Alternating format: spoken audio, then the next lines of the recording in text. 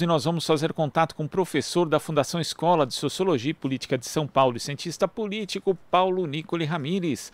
Bom dia, Nicoli. Bom dia, Glauco, e bom dia a todos os ouvintes.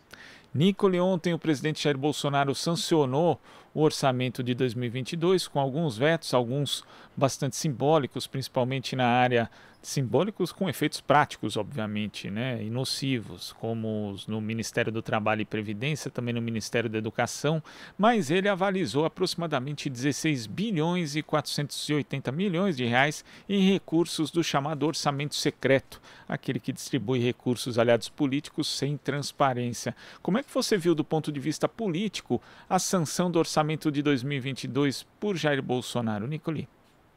Bom, há vários aspectos a serem destacados, né? Primeiro, que Bolsonaro se transformou numa espécie de refém do Centrão, exatamente elevando, né, as cotas, né, orçamentárias exatamente para as emendas de relator. E essas emendas basicamente fazem com que o organizador, né, o chefe da mesa, no caso do Congresso, tenha possibilidade de distribuir recursos para parlamentares que, de fato, se demonstraram fiéis e apoiadores ao Bolsonaro, né? Enquanto que outros projetos de maior emergência para o país são deixados de lado. Então, esse é o sistema de toma lá da cá, que o Bolsonaro sempre se comprometeu a não se entregar durante as eleições e acabou se transformando num grande refém. Isso é um dos aspectos, né, que eu destacaria.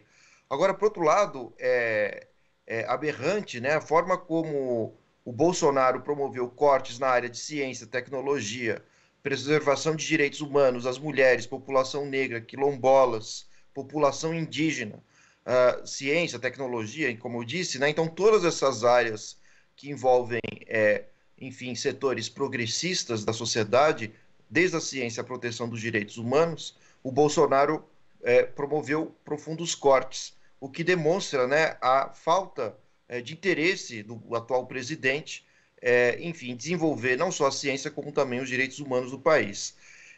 Então, além disso, o orçamento prevê o aumento salarial das forças policiais federais, né? Desde agentes penitenciários, lógico, das prisões federais, policiais rodoviários federais e também a própria Polícia Federal. E a gente não pode esquecer que a própria Polícia Federal, parte dela, infelizmente, ela tem sido, sim, comandada diretamente pelos interesses do Bolsonaro, né? Haja visto o que aconteceu no mês de dezembro com Ciro Gomes, né, e seu irmão, quando a Polícia Federal foi direcionada a fazer uma ação de caráter espetaculoso, né, invadindo escritórios do irmão do Ciro Gomes e tal, mas tudo isso vai mostrando, né, como os setores estrategicamente que fazem alianças com Bolsonaro são os mais beneficiados dentro desse orçamento, né? O que é péssimo para o país, né? O que retira o caráter de fato republicano, né, da coisa pública, do interesse público, em nome dos interesses pessoais de Bolsonaro. E Bolsonaro, ao que parece, deu cheques em branco ao Centrão, desde que o Centrão não o conduza, né, a um processo de impeachment. E esse processo ele se consolidou no ano passado, sobretudo com a eleição do Arthur Lira, quando ele se transformou presidente da Câmara, né? Então foi feito mais ou menos um acordo, a Câmara, que tem uma maioria bolsonarista hoje, e essa Câmara de maioria bolsonarista que recebeu uma grande quantidade de recursos do próprio presidente, barrou qualquer possibilidade, né, de avanço de uma investigação mais séria do presidente, a ponto de levá-lo a uma incriminação por impeachment, até mesmo uma votação dentro da Câmara, né? E, por outro lado, a gente não pode esquecer, né, que o próprio Bolsonaro se blindou com o próprio Aras, né, na PGR, que fez com que até hoje o processo, aliás, a investigação elaborada pela CPI no Senado, a CPI da Covid, até hoje não tivesse nenhum resultado, exatamente porque o Procurador-Geral da República pouco se movimentou para levar adiante, né, a questão da investigação do Bolsonaro. Bom, então isso vai mostrando quais são as artimanhas do Bolsonaro, ou seja, ele se blinda juridicamente, se blinda também dentro do parlamento, e esse orçamento aprovado ontem, né, assinado ontem, ele revela nada mais, nada menos do que a forma como o Bolsonaro compra apoio exatamente para que não tenha grandes danos em termos institucionais, como, por exemplo, o impeachment. E você fala de um aspecto, Nicoli, que inclusive a gente abordou aqui mais cedo com o Max Leno do Diese, que é essa questão do reajuste do funcionalismo público, porque tem uma verba alocada ali de 1 bilhão e 700 milhões, não é carimbada, né, mas tudo indica, como você falou, que vá para reajuste de policiais federais, DEPEN e também da Polícia Rodoviária Federal. E na semana passada o presidente Jair Bolsonaro tentou justificar esse tratamento desigual com a seguinte declaração, Nicoli: a gente pode fazer justiça com 3 categorias, não vai fazer justiça com as demais, sei disso. Fica aquela velha pergunta a todos: vamos salvar 3 categorias ou vai todo mundo sofrer no corrente ano? Então eu acho curioso, porque na verdade ele está dizendo o que eu estou fazendo é injusto sim, mas mesmo assim eu peço a solidariedade das categorias prejudicadas em favor daquelas beneficiadas. É algo que não faz muito sentido do ponto de vista lógico e também não vai impedir provavelmente uma mobilização que já acontece dos servidores públicos, algo que também pode atrapalhar aí o andamento do governo, Nicoli. Exatamente, né? Isso cria uma desarticulação e um efeito ainda pior para o Bolsonaro, porque o resultado desse possível aumento às forças policiais federais e não de outros setores, desde a saúde, educação, enfim, outros funcionários públicos federais, a tendência é que esses demais setores que não foram beneficiados entrem na justiça, requerendo o mesmo tipo de reajuste.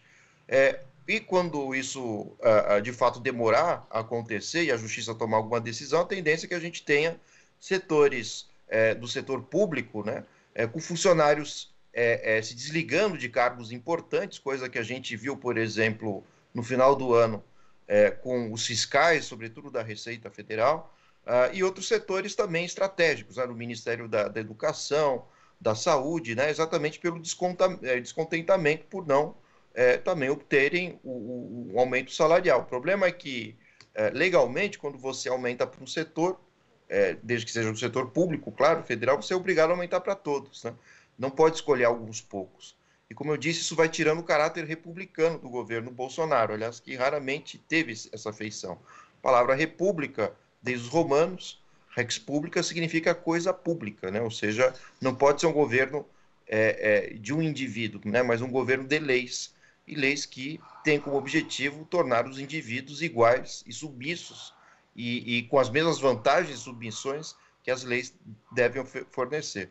Então isso mostra como Bolsonaro ele articula, escolhe a dedo quem vai beneficiar, qual tipo de benefício irá receber, tudo isso para se manter no poder e, de alguma forma, conseguir um apoio, né, de forças, querendo ou não, que o ajudam a estragar a imagem dos seus concorrentes, né, para a eleição de 2022. E a Polícia Federal tem se prestado a isso, infelizmente. Não todo o corpo da força da Polícia Federal, mas algumas investigações realizadas pela Polícia Federal ultimamente têm se mostrado de acordo com os interesses do Bolsonaro, né? Um exemplo disso era a questão do Ciro Gomes, como eu citei agora há pouco. E ontem foi divulgado um levantamento feito pelo jornal Globo, Nicole, apontando que os 3 principais partidos do bloco de sustentação de Jair Bolsonaro, o PP, o PL e o Republicanos, comandam ao menos 32 postos chaves na administração federal e tem sob a sua gestão mais de 149 bilhões e 600 milhões de reais. Isso, aliado ao fato dessas legendas também terem sido beneficiadas com dinheiro do chamado orçamento secreto, mostra a consolidação desse casamento, né, para usar o linguajar aí do presidente, entre o Centrão e o governo. Quer dizer, o Centrão está consolidado, é hoje talvez o principal ponto de apoio de Jair Bolsonaro? Sem dúvida, né? O Centrão, mais uma vez, se tornou governo, né? É uma tendência da política brasileira. O Centrão não interessa ser o governo, mas pertencer a qualquer governo, né? O mesmo Centrão que, décadas atrás, havia apoiado o Fernando Henrique, até certo ponto apoiou os governos do PT, até romper com eles com o evento do impeachment da Dilma. O Centrão foi a base do governo do Temer, e agora é a base do governo do Bolsonaro, o que demonstra, como eu disse, que o Centrão representa as oligarquias, né, o poder patrimonialista brasileiro, em que os interesses públicos os interesses privados são confundidos com os públicos, e, enfim, independentemente de quem seja o governo, o Centrão ele se presta exatamente a essas atividades, né? Ou seja, trocar apoio político, seja para qual for o presidente, e em troca recebe cargos, né? E com esses cargos importantes dentro dos ministérios e pastas, né? De muitas agências e empresas federais públicas, tudo isso vai fornecendo, né, uma cadeia de alimentação de obras superfaturadas, ou até mesmo contratos, né, desde gráficas, prestadores de serviços de todo tipo, né? Então, o negócio, de fato, do Centrão é exatamente pertencer a algum governo, seja lá qual for, com o objetivo, né, de trocar apoio por vantagens econômicas. E muitas dessas vantagens, né, elas têm um meio, digamos assim, legal, oficial, né, desde que seja indicado pelo presidente, de repente o presidente de alguma estatal ou um determinado ministro. Bom, então, Bolsonaro hoje, em nome da manutenção da presidência da República, fez essa troca, né? Ou seja, mantém-se no poder, continua fazendo as suas declarações polêmicas e atitudes pouco racionais, mantém o poder, seus privilégios, em contrapartida, conquista o apoio do Centrão, que faz gato e sapato do orçamento público e também dos ministérios. Essa é a realidade. Agora, o que a gente tem que se preocupar sempre é que o Centrão, poucas vezes, tem comprometimento com a qualidade da gestão pública, né? E isso fica muito claro quando a gente começa a observar quais são as indicações do Centrão e até mesmo, né, quais são os componentes dos ministérios do Bolsonaro. Né? Enfim, podem até ser, sim, profissionais já de algum tempo ocupando cargos públicos por indicação, mas não tem um notório saber, né, em políticas sociais, econômicas, e o resultado é esse, um governo desastroso, um governo de poucos técnicos, muitos lunáticos e pessoas pouco qualificadas. E nesses últimos quase 4 anos, 3 anos e poucos de governo, o que nós vimos foi um antigoverno, né? Um governo pouco preparado, um governo que, enfim, pouco conhecia as ruas, e a população hoje sofre todas as consequências de um governo irresponsável, um governo que age do toma lá da cá, e nesse toma lá da cá, o que importa é ocupar os cargos e não exatamente manter a qualidade da gestão pública. Agora, Nicoli, essa volúpia, né, do Centrão por cargos e por participar de qualquer governo, seja ele qual for, ela de fato, como você disse, sempre existiu, mas no governo Bolsonaro acabou não ganhando uma certa relevância bem maior, primeiro com essa questão das emendas do relator, né, porque o Arthur Lira praticamente se autonomizou em relação ao governo para fazer essas emendas, e aí na própria execução dessas emendas por parte agora a cargo do ministro Ciro Nogueira, que também é o representante aí no governo, representante máximo desse grupo, não toma uma conotação muito maior do que foi em qualquer outro governo anterior, essa participação do Centrão, agora o Centrão no comando na prática? Sem dúvida, Glauco, isso se deve sobretudo porque os segmentos do Centrão que apoiaram outros governos, né, eram controlados por caciques políticos dos grandes partidos, né, de centro, né? Isso envolvendo o PMDB do Temer, enfim, até a época do PTB, né, no tempo em que o Roberto Jefferson tinha mais força, etc. Mas hoje, o centrão que apoia o governo é o centrão do baixo clero, né? Ou seja, das pequenas forças políticas, daquilo que a gente na escola estudava como sendo o poder local mesmo, né? Então, de fato, é um pessoal muito mais desqualificado, com pouca competência técnica, com capacidade inferior de indicação de um corpo técnico minimamente qualificado. Eu acho que essa é a grande diferença, né? O centrão que hoje apoia o Bolsonaro, ele tem um grau de qualificação técnica infinitamente pior do que o tradicional centrão brasileiro, né? Por exemplo, se a gente olhar o Kassab, né, do PDS, ele faz parte, né, de um certo segmento do centrão que é um pouco mais estudado, acredita na ciência, né? Não foi a favor, por exemplo, da cloroquina, mas o centrão raiz, né, do bolsonarista é um centrão, enfim, que se aproxima mais do baixo clero do centrão, é um centrão menos qualificado, de fato um corpo, né, de políticos, basta ver nos seus discursos, né, muitos deles com viés antivacina, muitos defendendo ainda assim a cloroquina, enfim, flertando com a ignorância, né, com um conhecimento muito baixo, raso, indivíduos que estão onde estão não pela qualificação técnica, mas sim pelos privilégios que sempre mantiveram, seja porque são descendentes de latifundiários, de grandes proprietários de terra, ou pessoas pouco estudadas mesmo, que dentro das suas localidades, os municípios, conseguiram cargos, né, em função do poder econômico e jamais da qualificação técnica, como eu disse. Esse é o Centrão, né? A radiografia dele é de um grande segmento de políticos, né, que estão relacionados, né, à questão de grupos evangélicos mais conservadores, reacionários, também pouco estudados, grandes proprietários rurais, né, que defendem desde a questão do desmatamento. A gente viu a emenda, né, o Bolsonaro aprovando também a questão das cavernas, né, a exploração de cavernas por mineradoras, coisa que o Lewandowski barrou exatamente ontem. Então, esses são os grupos, né, pouco responsáveis com o meio ambiente, com a questão indígena, enfim, que defendem a existência de um kit gay nos governos do PT, coisa que nunca existiu, enfim. Esses grupos de lunáticos pouco estudados hoje estão no governo, né? Essa é a bem da verdade, né? E esse é o grupo que apoia o Bolsonaro. Por isso que é um governo tão ineficaz, tão incompetente.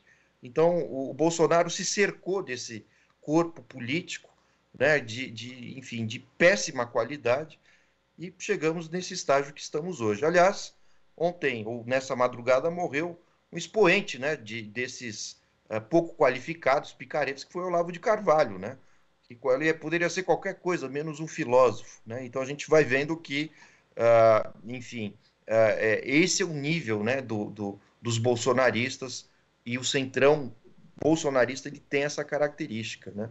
Ou seja, é apenas o apoio cego a Bolsonaro, né, defensores das armas, etc., mas falta uma qualificação mais intelectual, uma formação que caberia a esses políticos estando em cargos públicos.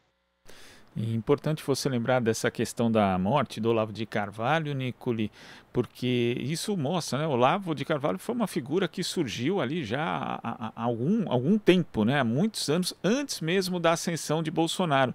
Mas o fato dele ter ganho relevância antes de uma candidatura, da postulação de uma candidatura presidencial do Jair Bolsonaro, mostra que esse terreno fértil onde cresceu o bolsonarismo, ele já existia ali mesmo antes da figura do capitão. Sem dúvida, né? O Olavo de Carvalho era um expoente do reacionarismo lunático brasileiro, né? Escrevia alguns jornais, tinha um público, né, de fato, que era representado enfim, pela visão dos latifundiários, né? Uma visão mais ignorante, distorcida, não só da filosofia, como também da interpretação que ele tinha do Brasil, né? O Olavo foi um leitor de autores conservadores reacionários norte-americanos, né, que, enfim, desde a questão da guerra contra o Afeganistão, o Olavo de Carvalho se posicionava como se fosse uma guerra de civilizações, do catolicismo contra o islamismo, enfim. Então, o Olavo foi um grande serviço à intelectualidade brasileira, né? Foi muito provocativo, sem dúvida, né? Mas a gente não pode esquecer que ele foi um dos mentores, né, do Ernesto Araújo, que foi ministro das Relações Exteriores, é um dos defensores no Brasil da concepção de globalismo, que é uma ideia distorcida, né, porque no início desse século, as esquerdas, né, elas promoveram uma reforma na globalização, em vez de ela só atingir de fato as relações norte e sul, ou seja, países desenvolvidos e explorando países subdesenvolvidos como o nosso. A globalização no início desse século, né, com os governos de esquerda, sobretudo na América Latina, promoveram uma alternativa à globalização típica capitalista, quando, por exemplo, a gente viu o governo Lula promovendo articulações sul-sul, né? O Lula fez várias alianças com governos asiáticos, da América do Sul, africanos também, tirando esse caráter tão dependente, né, das relações exteriores do Brasil em relação aos Estados Unidos. Deu um caráter mais independente o governo Lula. Bom, e o Olavo de Carvalho era contra tudo isso. Não por acaso, a escolha de Ernesto Araújo foi uma escolha a dedo do Olavo de Carvalho ao Bolsonaro, né, para o Ministério das Relações Exteriores. Mesma coisa com o Ministério da Educação. A gente deve lembrar que no início do governo Bolsonaro foi colocaram como ministro, um colombiano, né?